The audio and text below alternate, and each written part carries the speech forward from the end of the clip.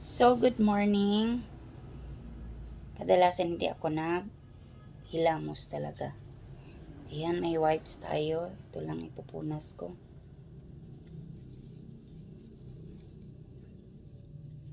Punas tayo ng wipes.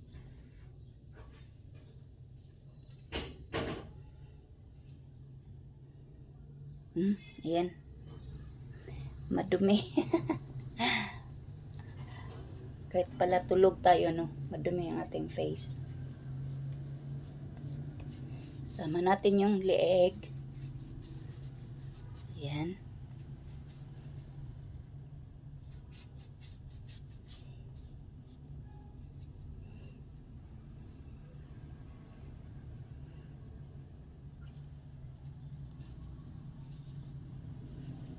Electric fan muna tayo kasi patutuyuin ko ang ng face ko.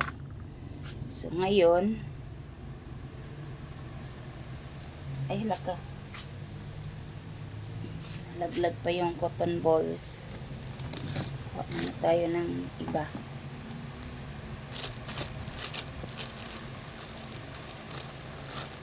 Kuha tayo. Patuyuin ko muna saglit yung ano ko. Tapon na natin to. Kasi may ilalagay ako sa aking mukha. Hindi na yung coffee mask. Kasi natatakot si Mister. Pati si Sis Hearty natatakot. Si Fish and Vape. Shoutout dyan. Takot din siya sa nagugulat para daw akong may sasalihan na pelikula. So, I have here pampaputi. So, I'm using 1:1 ito. Ano siya? Ito yung gamit ko, olive oil. Nabili ko sa Black App. So, ayan. Hindi ito sponsored. Binili ko talaga siya. Ayan, 3. Naubos na yung isa. Inano ko din ito sa buhok. Kasi nakakalambot siya. Olive oil. Ito 1:1. Halimbawa, 1 kutsara ng olive oil. Then, kalamansi. Hindi nyo siya gagamitin agad. Kumbaga, kinabukasan pa. Ipa-overnight nyo pa.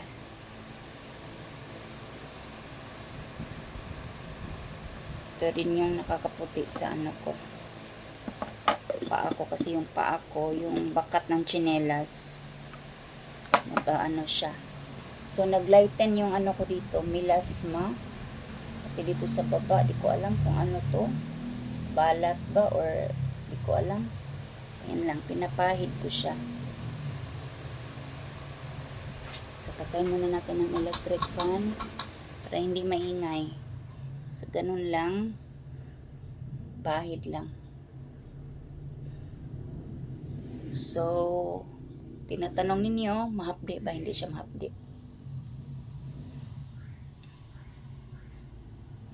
Ito na yung skincare ko. Hindi na ako nag-coffee mask.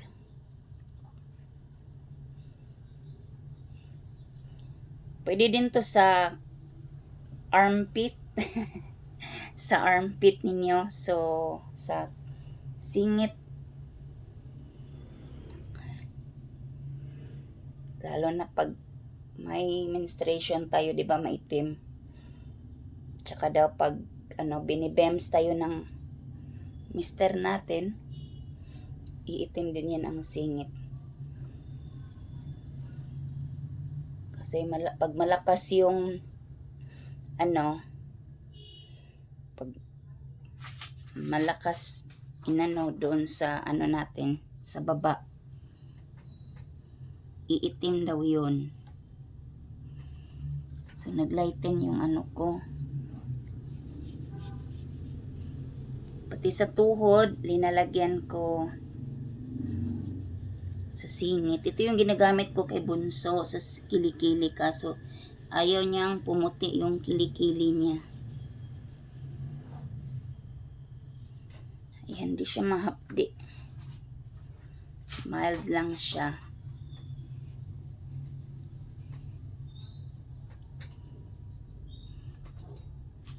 Maglalagay talaga ako nito para ano,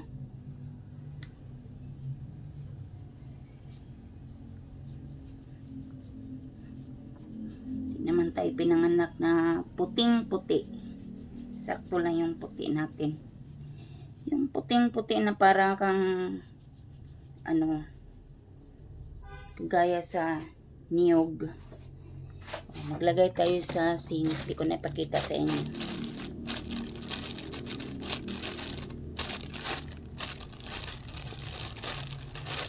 Tsaka minsan sa gabi hindi na ako nagsusuot ng panty.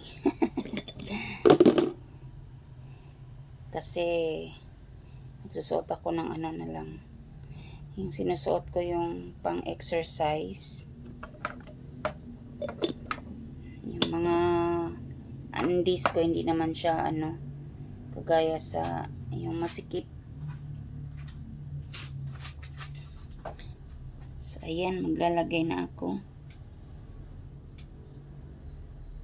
Nakakaputi talaga siya. Kaso pag ginagalaw tayo ni Mister, ang hirap. Iitim daw yan pag ano. Di naman siya agad-agad na puputi. Basta mag-lighten siya.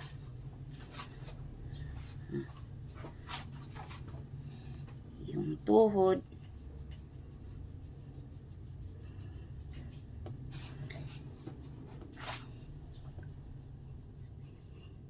Ayan yung skincare ko, guys. So, patutuyuin ko na lang yan. Ang kate ng ano ko. Yung tawag dito. Ito. So, yun lang. Yun lang ang mai-share ko sa inyo. Thank you for watching. Bye.